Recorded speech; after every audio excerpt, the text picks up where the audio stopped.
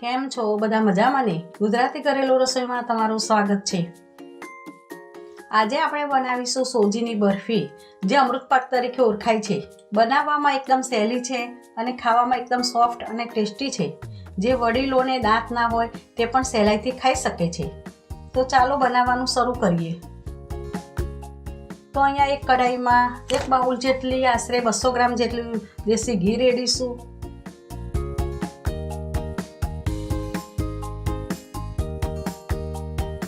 ઘી ગરમ થઈ ગયા પછી 2 બાઉલ જેટલી સોજી નાખીશું।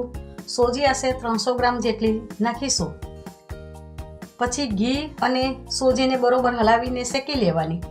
સોજી જેમ જેમ શેકાશે એમ સોજીમાંથી ઘી છૂટું પડવા મળશે અને સોજી શેકાઈને કલર પણ ચેન્જ થઈ ગયો છે।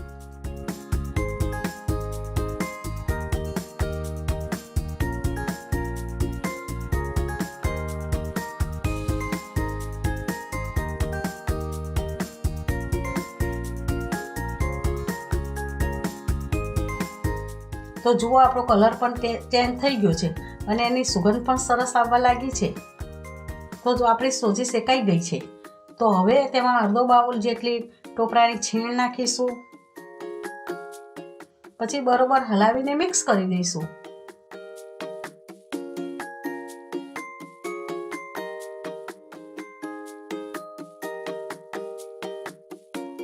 પછી 3 ચમચી જેટલો મિલ્ક પાવડર નાખીશું। ટોપરાની છીણ અને મિલ્ક પાવડર નાખવાથી આપણી બરફી સોફ્ટ અને ખાવામાં ખૂબ ટેસ્ટી બને।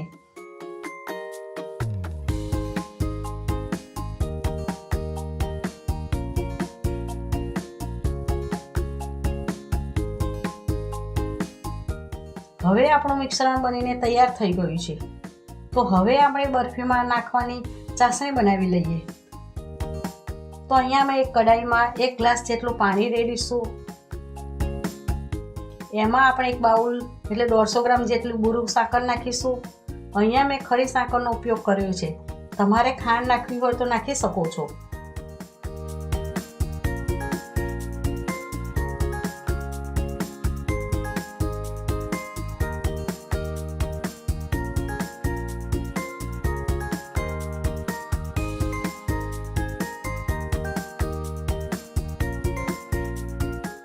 અહીંયા આપણે કોઈ તારની ચાસણી બનાવવાની નથી।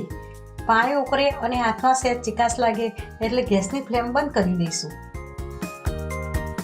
પછી જે ચાસણી બનાવી હતી એ મિશ્રણમાં નાખીને બરોબર હલાવીને મિક્સ કરી દઈશું।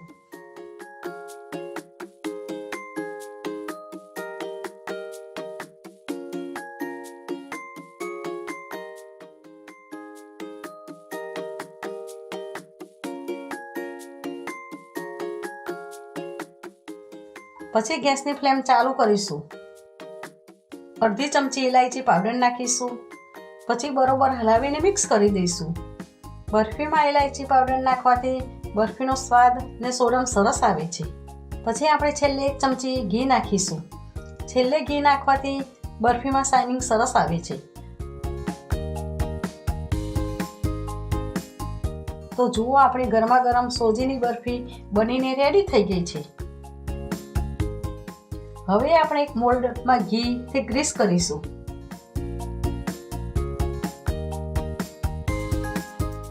પછી તેમાં મિશ્રણ નાખીશું।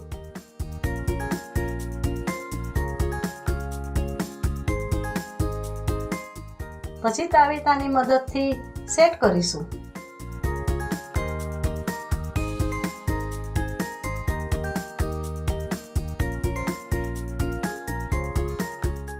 પછી એમાં કાજુ બદામની કતરણથી ગાર્નિશિંગ કરીશું।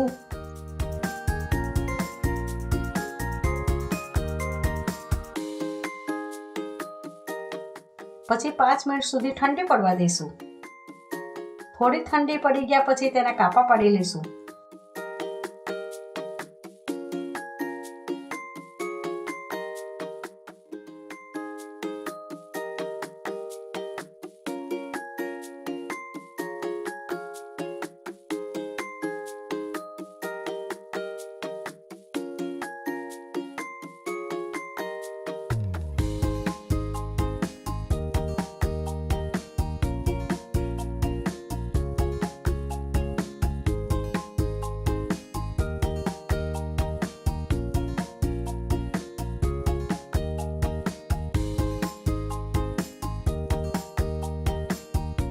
તો જુઓ આપણી ટેસ્ટી અને માવાદાર બરફી ખાવા માટે રેડી થઈ ગઈ છે.